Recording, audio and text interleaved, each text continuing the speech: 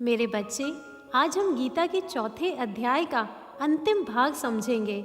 मुझे आशा है पिछले 2 पाठ में तुमने भगवान के आने का उद्देश्य, वीत राग भय क्रोध की स्थिति, कर्म अकर्म में भेद और यज्ञ के मर्म को समझा था।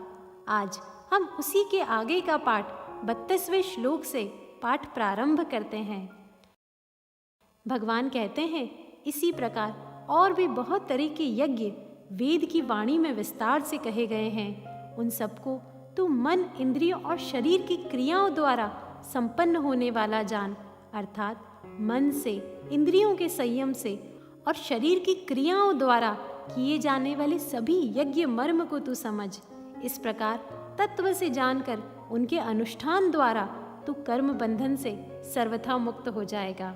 अब भगवान कितना स्पष्ट कहते हैं, हे परम तप अर्जुन, द्रव्यमय यज्ञ की अपेक्षा ज्ञान यज्ञ अत्यंत श्रेष्ठ है तथा हे पार्थ, संपूर्ण कर्म ज्ञान में समाप्त होते हैं, अर्थात ज्ञान उनकी पराकाष्ठा है।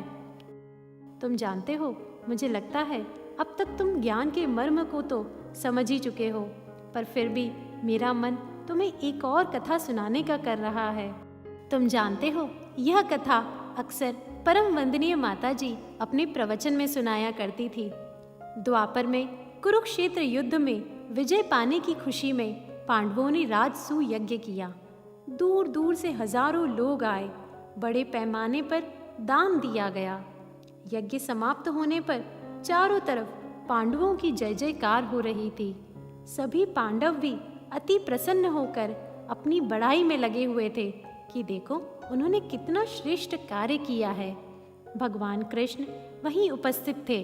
वे समझ गए कि यज्ञ को यज्ञ भाव से नहीं किया गया है, तभी तो अहंकार आया है। उसी क्षण सभी ने देखा एक नेवला, जिसका आधा शरीर सुनहरा और आधा भूरा था, वह यज्ञ भूमि पर इधर उधर लौट रहा था। जब उससे इसका कारण पूछा तो उसने बताया, पहले एक महायज्ञ में मैंने भाग लिया था, वही मेरा आधा शरीर सुनहरा हो गया था। इस यज्ञ का बहुत प्रचार सुना तो सोचा देख आता हूँ कि यह यज्ञ भी वैसा ही उत्कृष्ट है या नहीं, पर यहाँ भी मुझे निराशा ही हाथ लगी है। सभी ने आश्चर्य में जानना चाहा कि वह ऐसा कौन सा यज्ञ था जिसमें तुम्हारा यह आधा शरीर सुनहरा हो गया था। तब उसने बताया, एक गांव में एक गरीब ब्राह्मण अपनी पत्नी, पुत्र और पुत्री के साथ रहता था। भगवान की कथा व सत्संग करके उसे जो कुछ थोड़ा बहुत मिल जाता था, उसी में सब कोई मिलजुल कर खाते थे। एक बार उस गांव में अकाल पड़ गया, इसलिए कोई कथा वाचन भी नहीं हो रहा था। ब्राह्मण परिवार को कई दिन से ठीक से भोजन प्राप्त नहीं हो रहा था। एक दिन बड़े दिनों बाद उस घर में कुछ आटा आया। ब्राह्मणी ने उसकी रोटी बनाई और खाने के लिए उसे 4 भागों में बांट दिया। किंतु जैसे ही वे भोजन करने बैठे, दरवाजे पर एक अतिथि आ गए। ब्राह्मण ने अपने हिस्से की रोटी अतिथि के सामने रख दी, मगर उसे खाने के बाद भी अतिथि की जब भूख नहीं मिटी, तब ब्राह्मणी ने अपने हिस्से की रोटी भी उसे दे दी। जब इससे भी उसका पेट नहीं भरा, तो बेटे और पुत्री ने भी अपने अपने हिस्से की रोटी उसे दे दी। अतिथि सारी रोटी खाकर आशीष देता हुआ चला गया। उस रात भी वे चारों भूखे रह गए। जहाँ अन्न के कुछ कण जमीन पर गिरे थे, वह कण अनजाने में मेरे शरीर पर लग गए। तब मैंने देखा कि मेरा आधा शरीर उस यज्ञ भाव कर्म के स्पर्श मात्र से सुनहरा हो गया है। तब से मैं सारी दुनिया में घूमता फिरता हूँ कि वैसा ही यज्ञ कहीं और हो तो मैं अपने बचे हुए शरीर को भी सुनहरा कर पाऊँ, लेकिन वैसा कहीं और देखने को नहीं मिला। इसलिए आज तक मेरा यह शरीर आधा भूरा ही है। अब उसका आशय सब समझ चुके थे। परहित की भावना से, बिना कोई कर्तापन का भाव लिए, किसी को भी जताए बिना जो त्यागमय कर्म करता है, वही यज्ञ है। भगवान कहते हैं, इस ज्ञान को तू तत्वदर्शी ज्ञानियों के पास जाकर समझ। उनको भली भांति दंडवत प्रणाम करके, उनकी सेवा करके, कपट को छोड़कर सरलता पूर्वक प्रश्न करके तू परमात्मा के तत्व को भली भांति जानने वाले ज्ञानी महात्मा से उस ज्ञान को पा लेगा, जिसे जानकर फिर तू कभी इस मोह को प्राप्त नहीं होगा। हे अर्जुन, जिस ज्ञान द्वारा तू अपनी आत्मा में निश्चल स्वरूप को देखेगा, यदि तू अन्य सभी पापियों से भी अधिक पाप करने वाला है, तो भी तू ज्ञान रूपी नौका से संपूर्ण पाप रूपी समुद्र से तर जाएगा। यह बात इतिहास में भी कई बार सिद्ध हो चुकी है। ऋषि वाल्मीकि, अंगुलीमाल जी, आम्रपाली वैश्य, यह सब इसी के मुख्य उदाहरण हैं। उन्हें ज्ञान मिलने पर कैसे उनके सारे पापों का नाश हुआ और वे भगवान को प्राप्त करते हैं। भगवान भी कहते हैं, हे अर्जुन, जैसे प्रज्वलित अग्नि ईंधनों यानी लकड़ी सामग्री को भस्म कर देती है, वैसे ही ज्ञान रूपी अग्नि संपूर्ण कर्मों को भस्म करने वाली है। इस संसार में ज्ञान के समान पवित्र करने वाला कुछ भी नहीं है। जिसका योग भली भांति सिद्ध हो गया है, वह कर्म योगी उस तत्व ज्ञान को अवश्य ही अपने आप में पा लेता है। जितेंद्रिय अर्थात जिसने अपनी इंद्रियों को जीत लिया है, साधन परायण और श्रद्धावान मनुष्य ज्ञान को प्राप्त होता है तथा उस ज्ञान को पाकर वह बिना विलंब के तत्काल ही भगवत प्राप्ति अर्थात परम शांति, परम धाम को प्राप्त हो जाता है।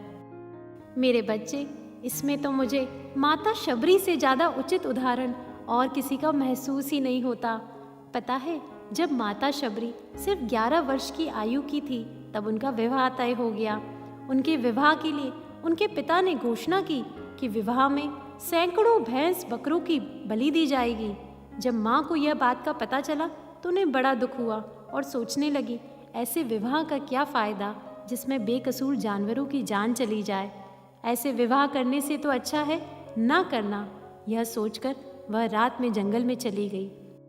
जब जंगल पहुंची तो उन्होंने देखा कि हजारों ऋषि तपस्या में लीन होकर तप कर रहे हैं। वह यह देखकर सोचने लगी कि मैं तो नीच जाति की हूँ, मैं इन तपस्वियों के साथ इस जंगल में कैसे रह पाऊंगी।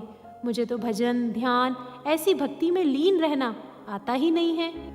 वह उनकी सेवा करना तो चाहती थी, पर वह भील जाति की होने के कारण अवसर ना मिलने का अंदेशा था।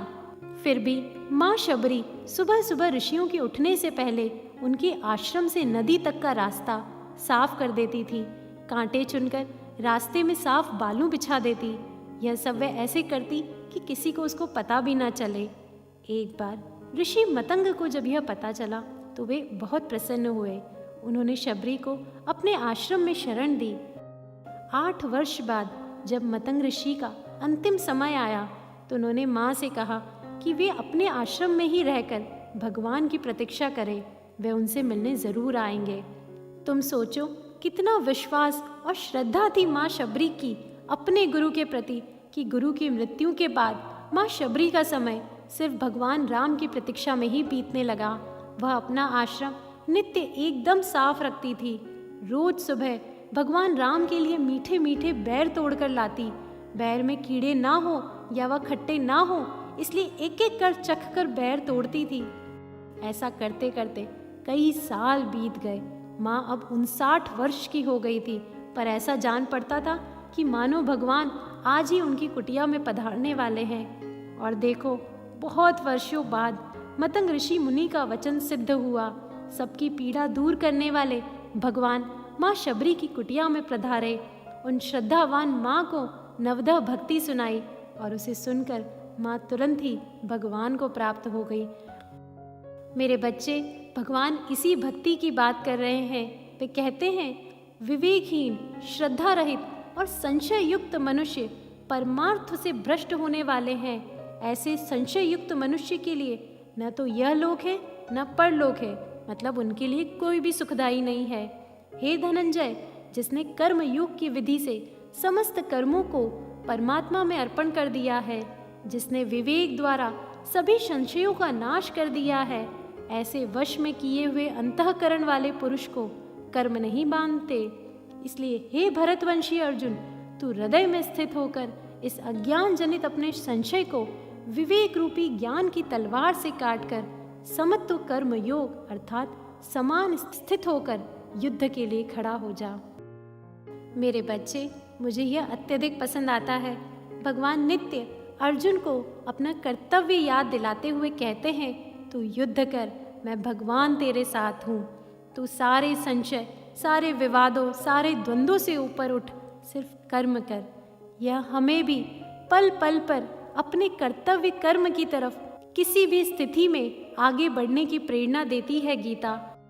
आज का अध्याय यहीं समाप्त होता है मेरे बच्चे। तुम चिंतन करो, मनन करो और जीवन में अपनाओ। यही गीता को सुनाने का मेरा उद्देश्य है। ओम तत्सदिति श्रीमद्भागवत गीता सूपनिषत्सु ब्रह्म विद्यायां योगशास्त्रे श्री कृष्ण अर्जुन संवादे ज्ञान कर्म संन्यास योगो नाम चतुरो अध्याय।